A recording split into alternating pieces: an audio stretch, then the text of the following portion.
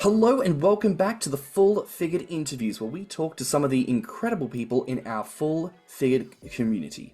I'm James. And I'm Tim, so let's get into it.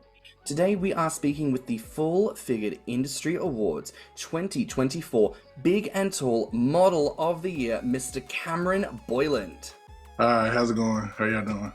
Doing good. How are Doing you? good. I'm doing awesome. I'm doing great. Awesome. Well, listen, we're really keen to get into the chat with you today. I think you're the first fella that we've had the chance to chat to, and we're keen to really get into it. So listen, first things first.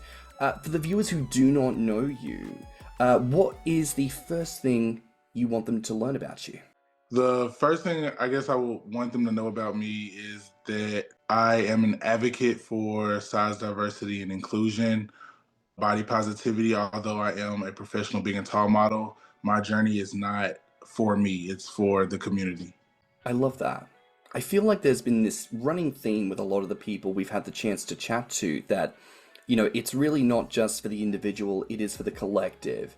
And I really feel that's something to be celebrated in the plus size community. I don't know about y'all, it kind of feels like, in the world today, in our minority communities that we exist in, maybe sometimes some people come to the fore and maybe they're not here for the collective, maybe they're Right. here for themselves. So it's always good, I think, to hear from people who are really looking to, when you rise, we all rise. No, that's well put, well said, because I just find out throughout my journey that I've been influencing other people that don't necessarily look like me. I know the big and tall is a niche market within the fashion industry, but there's so many people, women, sample sized models, people who aren't even models, that's just chasing their dreams. They just talk about how I've inspired them. And so I feel like my journey is more about creating self-love and creating confidence with who you are right now, accepting who you are now as you work towards being the best version of yourself. I mean, I feel like certainly for, I think we can say this safely as men, that seeing men succeed, men of Right. size, and, frankly, Cameron, men who are looking good, Thank you. always a plus.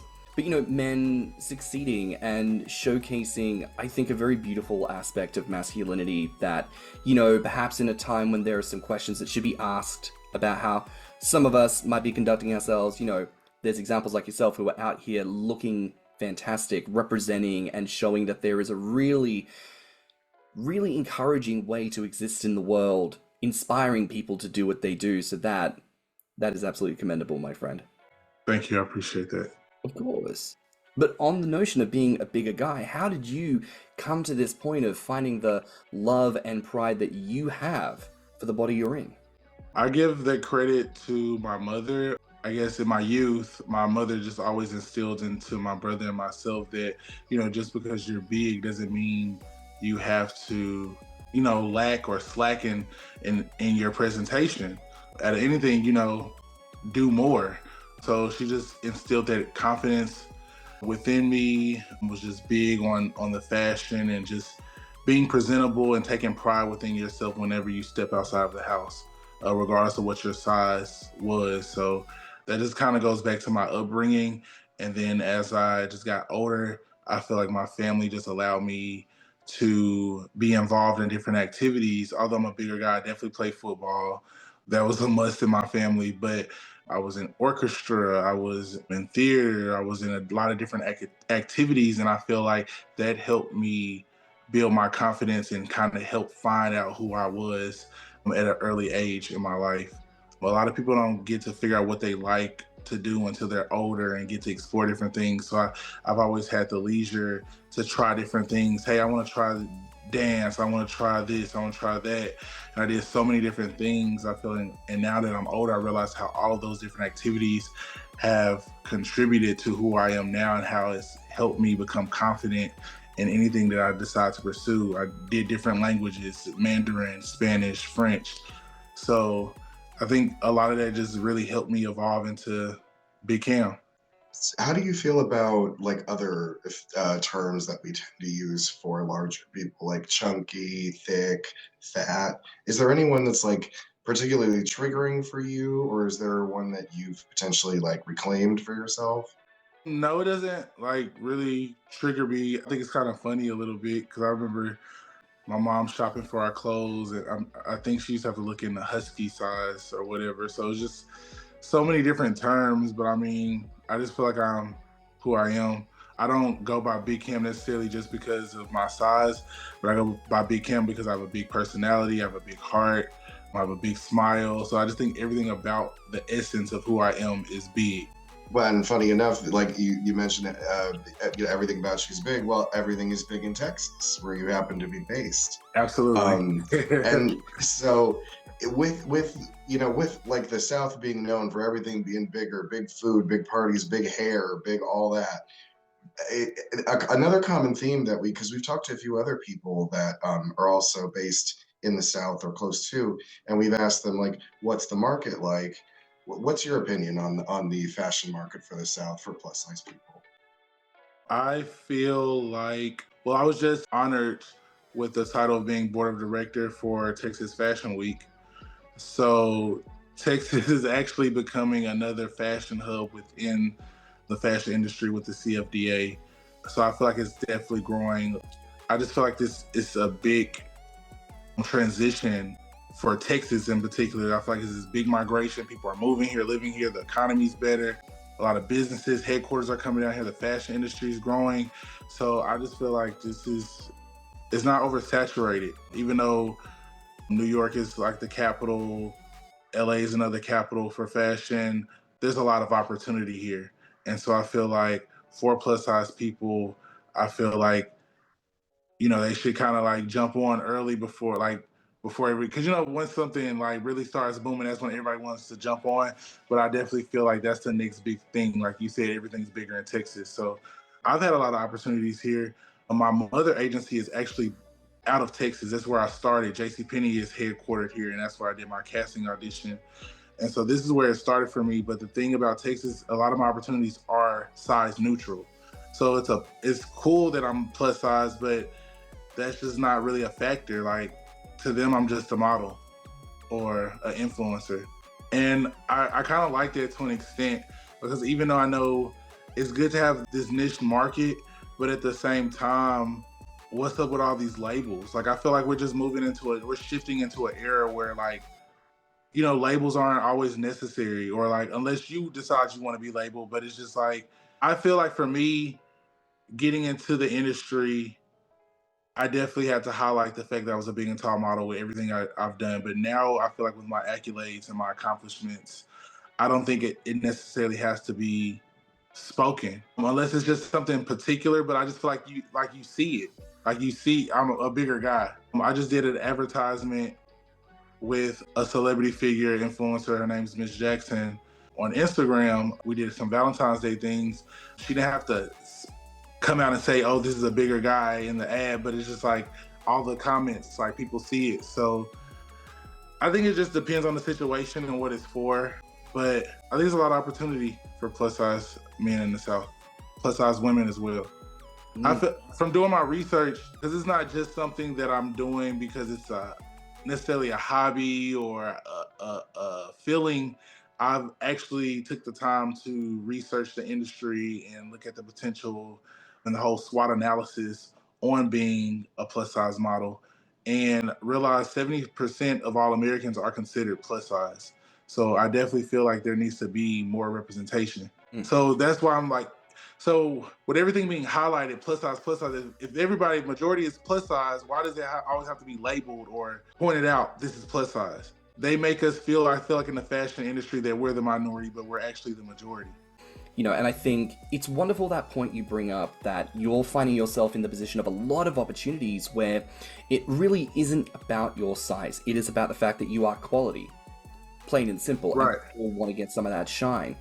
And I think, Tim and I are queer men, and this is a conversation that often goes on, when you want to see good representation. Like, do you always need the banner, the song and dance, the grand announcement, or can it advance slowly and unspoken? Can it be a quiet surprise, or can it be a moment of, oh, we all kind of already knew that, it didn't need to be spoken about? And I think it's wonderful to see the spectrum of it, but much like all things, you kind of need the spectrum, right? Like you do need the things that are all up front, but then you also need the things that are less so. Yeah, I think it just depends. It depends on the situation. But even if it not getting too deep into it, but just like even with the whole race thing or diversity and inclusion, it's like me identify as an African American, but why can't I just be an American? I mean, it just depends on the situation, I guess. But I think that a lot of things that they fought against in the fashion industry in the past, I think it's shifted to like size diversity and inclusion now. More so about like the focus isn't so much about race anymore, but now it's because I feel it has become discrimination at this point because there's been so much buzz around plus size models and it's like no real call to action, not so much in the high fashion realm. And that's really what my mission I've been like pushing forward. I've done a lot and I know I've been successful in the commercial realm and a lot of people see that. But for me, I still don't feel fully accomplished because until I'm on the runway New York Fashion Week and a luxury designer, Gucci, Versace, Christian Dior, I don't feel like I've accomplished what I needed to accomplish. Because it's like almost like they're giving us just enough, but it's like you're not really allowing us the full, to us to express ourselves in its full capacity. No, I 100% agree. Again, conversations Tim and I have had, between ourselves, it's certainly a thing of, yes, we got to push and we've got to receive, and in the moment, congratulate ourselves, appreciate what we do have, of course, and soak it up, but also understanding that, if there is still room to go, we've still got room to go and we can continue Right.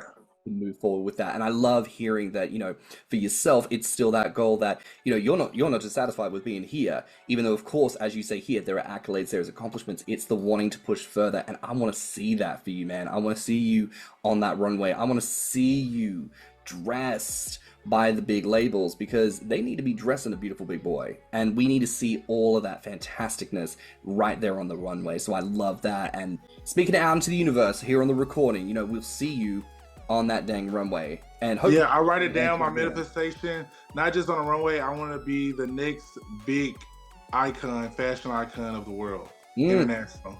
Come on now. Next right. big one. Let's do it. Speaking into existence, correct. Speaking into existence, buddy. And you know what? I think this brings up a really good thing, because we like to take it back, right? All the way back. You grew up in, I think it's Little Rock, Arkansas, right? Correct. I'm not going to be that person who's like, why is it not Arkansas? I'm not an American. Don't at me, right? I read it on the map. I don't know. But it's Arkansas, and I respect it. Grew up in Little Rock, Arkansas. What was your relationship like with creativity growing up? Because you said you did, you played instruments and did theater, so you've been getting into some stuff. But what was your relationship like with all that creativity growing up? I think as I got older, it kind of got confusing on like what do I really want to do as a career? Because when I first got out of college, I've always had an entrepreneurial spirit and mindset.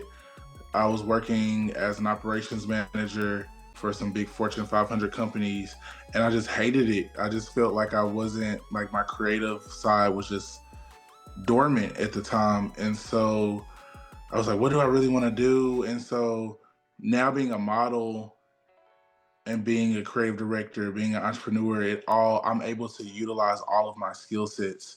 I think growing up in Little Rock, Arkansas is just country. I mean, there's no other way to say it. And so sometimes it was a good upbringing, but some people are just like really small-minded.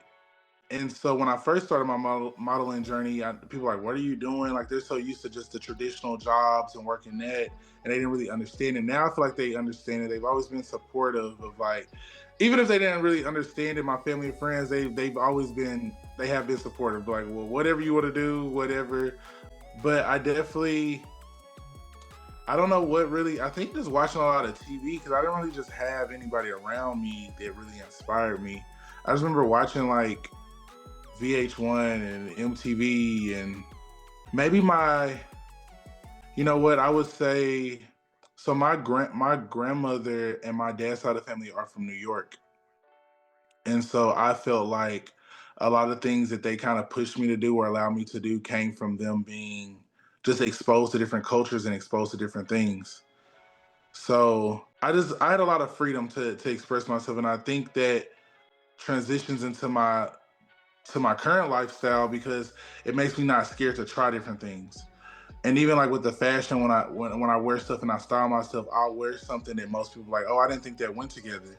And I remember one time I was at the store at Dillard's shopping and I was putting something together, and one of the guys, the salesman was there. He was just like, he was trying to sell me on stuff I was gonna buy regardless, but he was still just sitting there curious, like, what is he putting together? So I'm like, what do you think it is or whatever? So I'm just like not scared to try things. But yeah, growing up, my upbringing in Little Rock, Arkansas has definitely formed and shaped who I am today.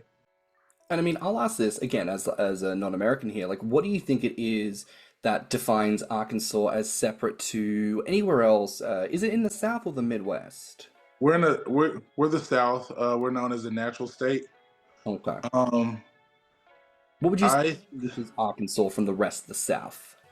It's hard to say what differentiates it from the rest of the South, but I can say in the South, they value, or we value, you would say, I guess, big and tall men, especially growing up with sports or whatever, playing sports. The bigger you are, you know, they grew up, they were like, they're going to play football, they're going to be in the NFL. So you weren't shunned or put down for being a bigger or a larger person.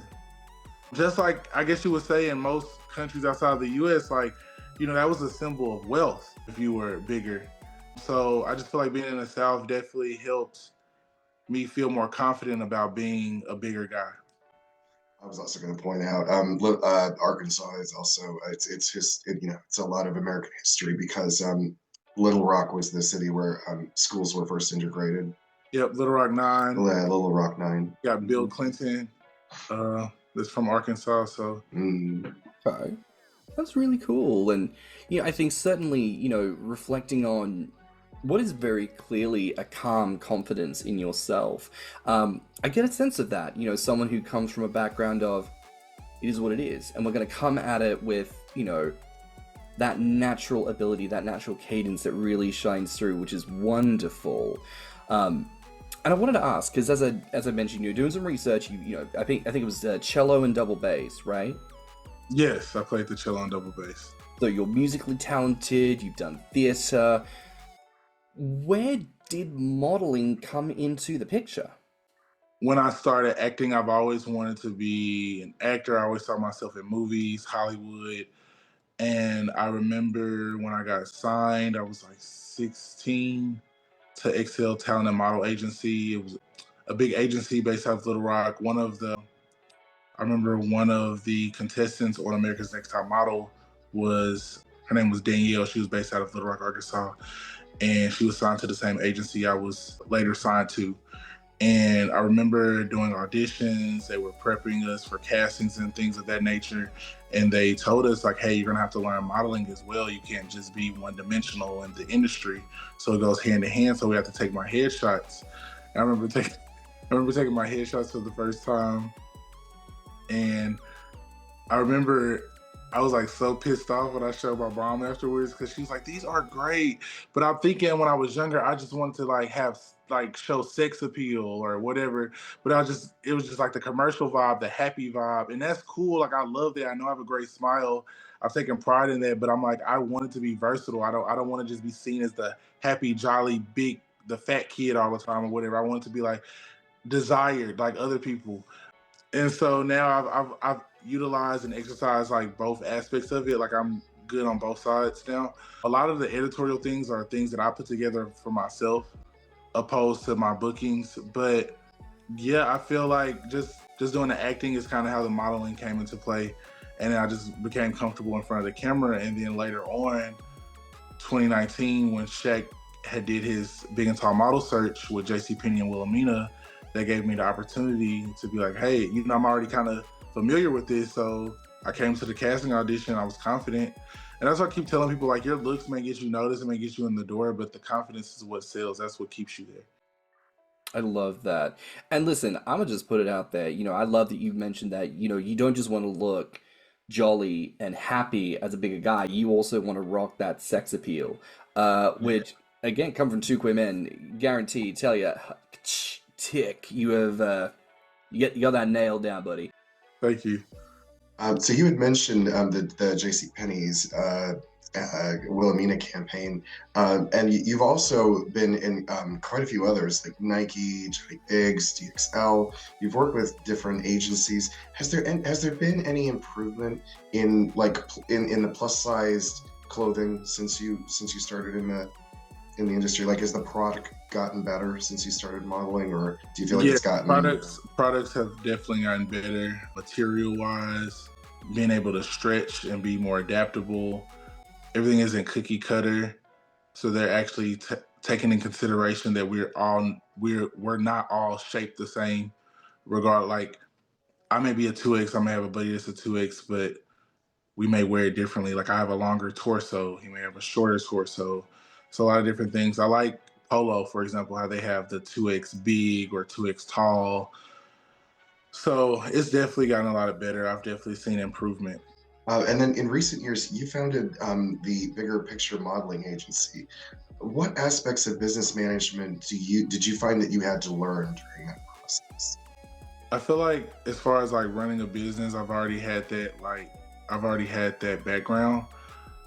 What I've learned in this industry is most of the businesses that are big and tall, exclusive, aren't really surviving. So I'm rebranding the Bigger Picture to be more big and tall, inclusive. So for example, like DXL's, they announced that they were the global retailer for big and tall, but now they're private. The sales are probably going down. And there's other companies I'm just not going to call out, but they're not doing as great, especially post pandemic, because plus size men aren't really. They'll be like, oh, that's cool, that's nice, but they're not like major consumers. They're not buying. And so I feel like the brands that are really surviving are like JCPenney or Nike, that's inclusive, size inclusive for their brand. And so I'm tailoring a lot of the things that I'm learning is universal. It applies to smaller models, slim models, women, men, different races. So I'm just being more inclusive with my brand and just learning how to adapt. But as far as like running an operation, that's something that I've always been familiar with. I would be curious to ask, as you say, male consumers are not big consumers of fashion and clothing, and I would imagine at any scale, whether it's catalog or high fashion runway, men probably aren't the biggest buyers, right? In your opinion, what could we maybe do to encourage more men to be, I don't mean to say like fashion minded, but it's something to be said. It's good when things are there, but of course, if you don't So purchase, from if you don't engage, it goes away. What can we do right. to help our men be a little bit more, We need to have, from our research, we lack collaboration. We don't have a lot of social collaborative events. I think the reason that the plus size women are further ahead because women naturally, regardless of your size, will come together to support, have social gatherings, to have panel discussions and things of that nature. So I feel like if we have more social events that included everyone, and just it doesn't always have to be necessarily an event, but I just feel like if we just kind of merge, it's so many different organizations, and I feel like if we start merging them so together to make one big thing, or like during New York Fashion Week, if all the plus size movements or whatever just came together and had a day, like have you had New York Men's Day?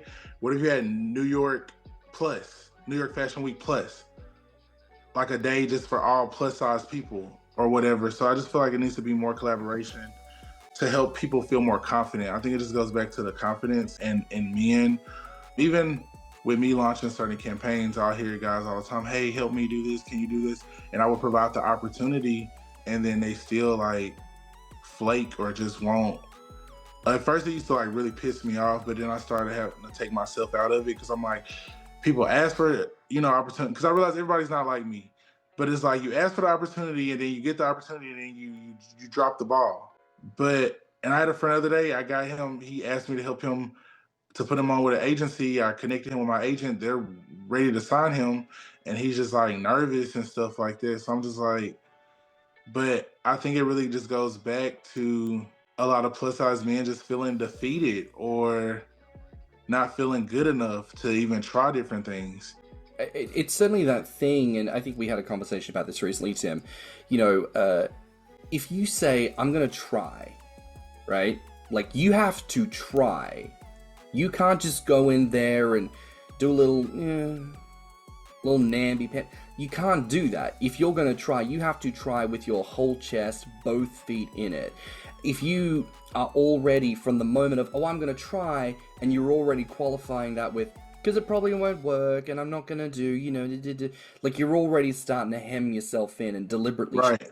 They may gauge interest, but then when it's time to like really put your foot forth, it's a lot of reluctancy and a lot of self-doubt. But what I have found out within the big and tall community, more of the guys that are willing to step forward are the ones that are part of the gay community. And I think it goes back to having to like just always fight against something and prove yourself. So I feel like people who are, and even I notice like with athletes, they're more, plus size athletes are more, so people who are competitive or I feel like I have to be the underdog in some sense. Like I feel like I've had to be the underdog my entire life and everything. So it's just like, you're not scared to try and to step out and be on the forefront. No, I'd agree with that. There's certainly an element of which, you become accustomed to, oh, you're not going to have a seat for me at the table. I actually have to get down to the wood shop, build myself a table and chairs, set my own self up, and allow the people who are yoked in the same vein as me to Right. come. And I know you've put out a similar vibe of that before. Like if they won't give you a seat at the table, you've got to make your own table. Yeah, make your own table. Yep. And I know you've expressed that, you felt a sense that people have maybe taken the lead from you, which is wonderful. When it comes to, I suppose maybe more locally, right? Do you feel like you've gotten more of that like direct affirmation from people? Have people like actively fed back and been like, dude, because of you, I now feel like I can do the thing? Have you got much of that in the past? Yeah, I get that a lot. That's what makes it rewarding and fulfilling, is to realize that I am helping make a difference in other people's lives. Because sometimes this journey can get discouraging sometimes. I tell people I know like I can make it look easy, but it can be exhausting. It's a lot that goes into it. And then people because I didn't start big and tall. Like there's a lot of people before me, but they got burnt out and got tired and kind of went on by their way about it. And so, or then people that I looked up to, it'll be some type of form of jealousy. I'm trying to collaborate them, and I didn't realize like they're acting, stale or acting salty or whatever. And I'm just like, okay, because I just feel like in our industry, it's not big enough for people to be competitive, super competitive over.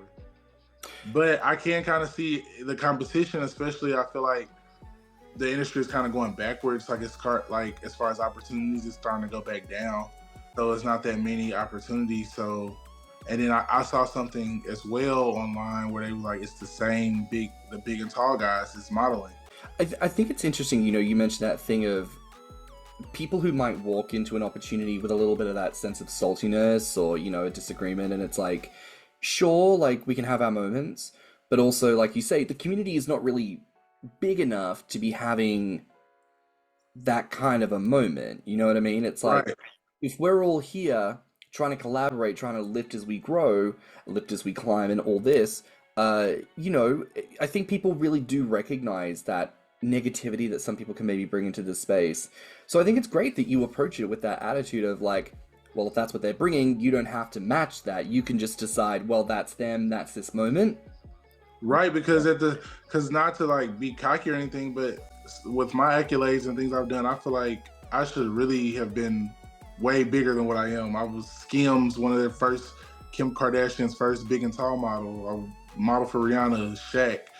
So some major names. I've been around other celebrities and stuff. So I'm just like, but I'm still trying to help people. I'm not looking at other people as competition, or I'm not jealous. I've just never been built that way. I just feel like what's for me is for me, what's for you is for you. And like I said in the beginning of this interview, my journey, I feel like, is for the people, for other people that look like me, for other people who've struggled their entire life, or who've been the underdog and who've done that in different forms. I just feel like fashion is my platform. But I feel like I relate to people in so many different ways as far as mental health. People who had to get out the mud, who really struggled. I came from the country. Wasn't poor, but like It was tough growing up. So I know what it's like to work for something that you want. I feel like we are very much in an era where people feel a need to announce things, right? It's like, oh, I'm here to let you know that if you treat me a certain type of way, you gonna get. And I get that to an extent, but also I feel like there is a real power in just like not saying anything and keeping it moving, which does not mean, to be clear, that it's accepting that negativity. It just Right. means you're choosing not to react to And them. not to feed it and make it even bigger. So I'm just like, okay. Yeah, you can choose what to do with them. Right. Person comes at you sideways, you don't necessarily need to say anything. You can decide in that moment, cool, I have your number, I know what you're about, you won't get a response from me, we've made the decision up here, and we're going to keep it moving. And you can Right. sit there in whatever that situation's going on, because we are dealing with too much in the world. You are trying so much to be the guy who's on the runway wearing Gucci, doing all of this. Like, it just takes away from that dream. So, you know, Right. I love, and I feel like more of us maybe need to take a bit more of that to maybe claim back some peace. Right, absolutely. So you know what? Let's talk about this here, right? You are our big and tall model of 2024. I mean, I know, as you said, like for you, you don't necessarily see yourself as so like specifically yoked to everything plus size for, that specific purpose, but do you feel a particular resonance being a part of the broader plus size legacy, shall we say? Yes, absolutely. Like I said, that's how I got started with the big and tall movement.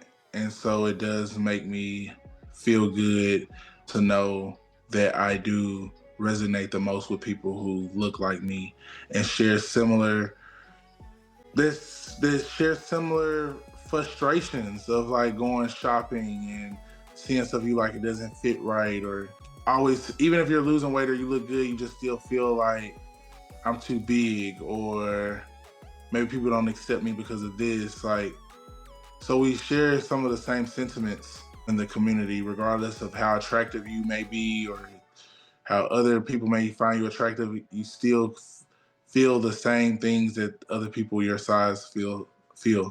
So it was very rewarding, it was very humbling, and I definitely appreciate the recognition. Absolutely. Now, we like to ask our people, when it comes to food, what food gives you life and what food brings you peace? I feel like the food that gives me life is, I love grilled food, like food fresh off the grill. But more particularly, I like hibachi. I like the Come on now. yeah. Come on now. Extra garlic butter. Yeah, food. I need the Mate, vegetables, the rice, the buffet, fried rice. sake, yes. Yeah. And the food that brings me peace is, I've recently started really liking ice cream. I've always liked ice cream, but I never was like an ice cream like fan. Hmm. But now I'm like, I really like ice cream, like strawberry. I had this banana pudding ice cream from Bluebell. It was, oh my god, it was crazy. It was so addictive. And then I had strawberry shortcake ice cream. So Ooh. yeah, it brings me peace. Mm. The weirdest ice cream flavor that I had, and I won't, even if I could remember what the brand was, I won't call it out. But the flavor of the ice cream was supposed to be blackberry pie. So I think it was supposed to be like a butter flavored ice cream with the like ripple of blackberry jam through it. But what it ended up tasting like was like an English muffin with blackberry jam. That's what it ended up tasting like. And I'm like, I've never had ice cream that tastes like an English muffin. Okay. That's funny. I've always wanted to try one of them savory ice creams. Like, I don't think I'll like it, is the problem. Like, like Heston Blumenfeld did that whole thing. He's like, spaghetti bolognese flavored ice cream. And I'm like, something in the brain just goes, nah, that's anti-God. That's not of this earth. I'm like, what? Jesus didn't die on the cross for this spaghetti ice cream fool. But you know what? I will try it because I need to experience and figure out what that is like. But I will say, some of the best ice cream I ever had. Little place back where I'm from in Australia, they had this little like like all the bins with the normal like flavors and stuff in it, and then they would have like this rotation of like, oh, we're doing, you know, unique blends every now and again just to see if people resonate. And they did this lavender and honeycomb, and I gotta tell you, it was banging.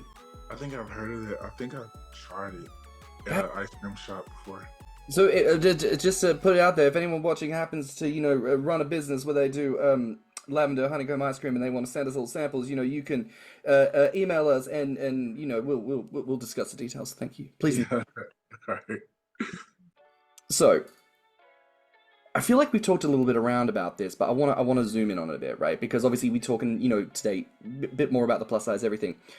What is an aspect of all things plus size that you think gets a little bit too much shine, and what is something that you think we need to see more of? I think plus size women versus plus size men. I feel like I mean, I get it, not saying anything bad about it, but I feel like it needs to be a little more, which is why I started the bigger picture. It needs to be more focused on the men. Yeah, I don't feel like the need to elaborate much on it. I just feel like, it just needs to be more focused on men. Yeah, I think it's a fair critique. You know, it's like what we're trying to do, I suppose, with the plus size is, yes, bring us up on par with what is happening with people who are, you know, straight size or average size, whatever verbiage people like to use, like, yes, bringing us back up and, you know, putting on the same level. But then, as we've talked around about with like men's fashion and whatnot, like that comes from a history of men just not being invested. Yeah, and I'm not gonna even just we're talking about plus size, but if you go back to the fashion history, men have not been included much in fashion at all. Anyways, that's why we have a New York Men's Day that pops off New York Fashion Week. So there you go. Maybe that's something that plus size could do when it comes to fashion, is not only bring us back on par with what's happening in the straight sizes, but actually begin to see a cultural shift that maybe suggests that, you know what, if the big and beautiful men could be dressed and looking fabulous, then maybe that'll inspire other men of all sizes. Because we have the Met Gala coming up, and I think they're doing an excellent job with the theme Black Dandyism, because I feel like they are highlighting Black culture. I feel like that's great. For me being a Black man, they're highlighting men in the industry.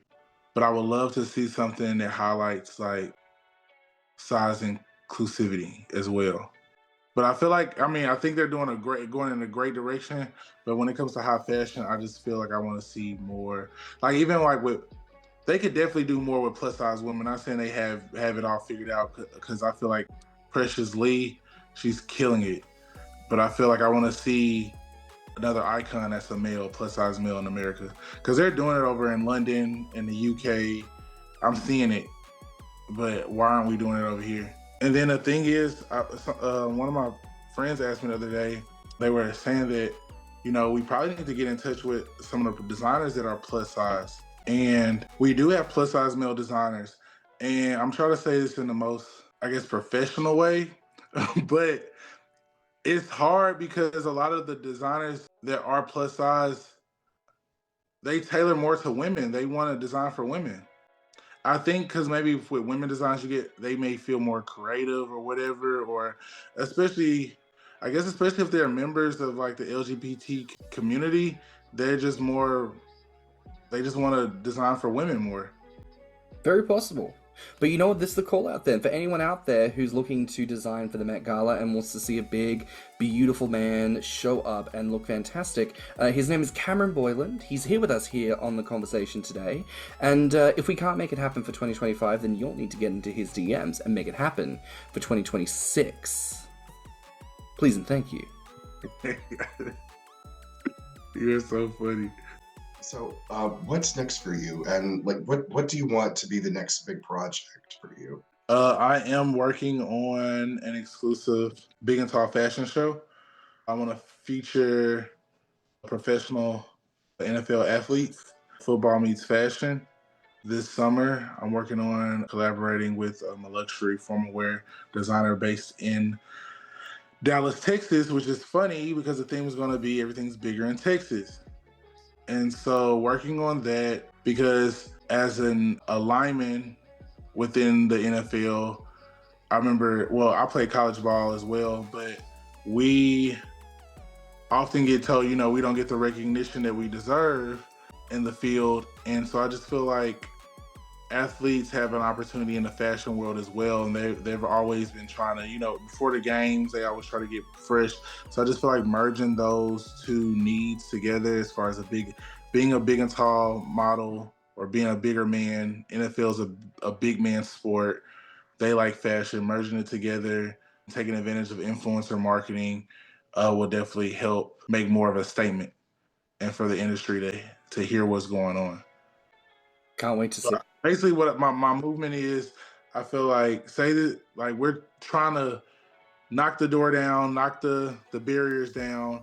I've tried single-handedly, boom, boom, with my own personal career. Okay, it's not making a noise. So let me start my organization. Let's bring all the people, whatever.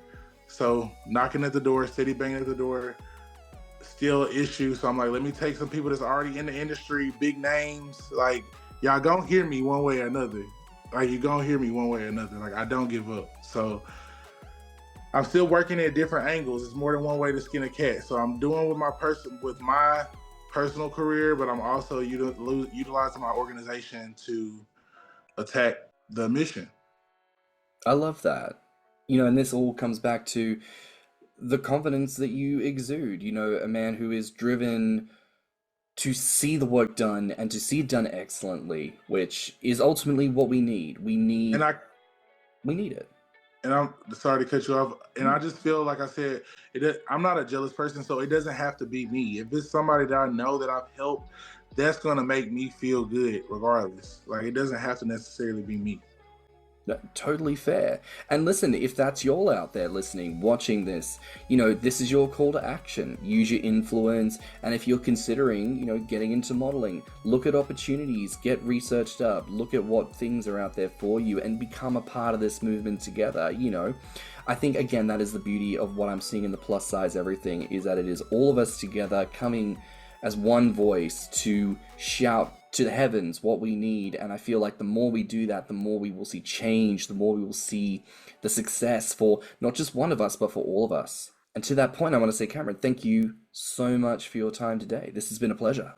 Thank you. One more thing I want to say. Go for it. I want to see more plus size white guys. I want to see more plus size Asians, more plus size Hispanics, because within the big and tall community, African Americans have become the majority in this segment of the fashion world. But when I'm doing campaigns, or I've even talked to other organizations, it's hard finding like other races. So I think within our community, the Black community, has become a little more accepted to be more plus size. But sometimes I feel like it's shunned upon more, maybe in other races. Not sure, that's just an opinion or observation. But I would like to see more diversity, not just size, but as far as race, as far as gender. I would like to see a plus size trans person or whatever in a major campaign. So I just want to see diversity and inclusion in its entire entity, is holistically within fashion. Amen. Well, you know what that means, Tim? You and me, we got to get our headshots together. We got to get our have a little chit-chat conversation. But you know what? Yep. I think that brings us to the end of a truly fantastic week here with the Full Figured Interviews. Cam, where can the viewers find you online? Y'all go check me out on Instagram. That's my biggest platform right now, at I am Big Cam Official. I also have my website, www.iambigcam.com. And with my organization, The Bigger Picture, you have thebiggerpicture.live on Instagram, or www.thebiggerpicture.live. Oh, fantastic. All right, y'all.